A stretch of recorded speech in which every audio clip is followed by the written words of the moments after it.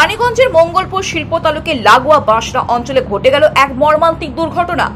গ্যারেজে কাজ করতে গিয়ে 11,000 ভোল্টে বিদ্যুৎ তারের সংস্পর্শে এসে বিদ্যুৎপৃষ্ট হয়ে প্রাণ হারালেন 35 নম্বর ওয়ার্ডের শহীদনগরের বাসিন্দা মাত্র 20 বছর বয়সী মোহাম্মদ আলতামাস। জানা গেছে, বুধবার সকালে আলতামাস গ্যারেজের ছাদে উঠে নর্দমা পরিষ্কারের জন্য একটি লোহার পাইপ নামানোর কাজ করছিলেন। সেই সময় অসাবধানতাবশত পাইপটি গিয়ে ঠেকে 11,000 ভোল্টের বিদ্যুৎ তারে। মুহূর্তেই প্রবল বিদ্যুৎ প্রবাহে তিনি মাটিতে পড়ে যান এবং ঘটনাস্থলে উপস্থিত লোকজন বিকট শব্দ শুনে ছুটে আসেন। তাকে দ্রুত হাসপাতালে নিয়ে যাওয়া হলে চিকিৎসকরা তাকে মৃত বলে ঘোষণা করেন। ঘটনার খবর পেয়ে রানীগঞ্জ থানা ও পাঞ্জাবির মোড় ফাঁড়ি পুলিশ ঘটনাস্থলে পৌঁছে দেহ উদ্ধার করে রানীগঞ্জ থানা মর্গে পাঠিয়েছে। জানা গেছে, দেহটি আসানসোল জেলা হাসপাতালে ময়নাতদন্তের জন্য পাঠানো হবে। এই ঘটনাকে ঘিরে চাঞ্চল্য ছড়িয়েছে এলাকায়।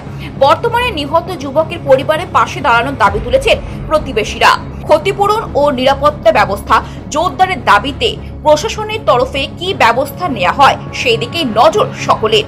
गैराज का काम है तो बहुत सारा पाइप वगैरह ये सब ऊपर डाला हुआ रहता है, उसी को उतारने के लिए गया और बच्चा जो है करीब 20 साल 19 साल के आसपास का लड़का है, वो पाइप उठाने के लिए गया। वो पाइप जो है 11,000 वोल्ट में टच कर गया और मतलब जैसे टच किया तो लगभग 2-4 मिनट के अंदर ही विस्फोट हो गया।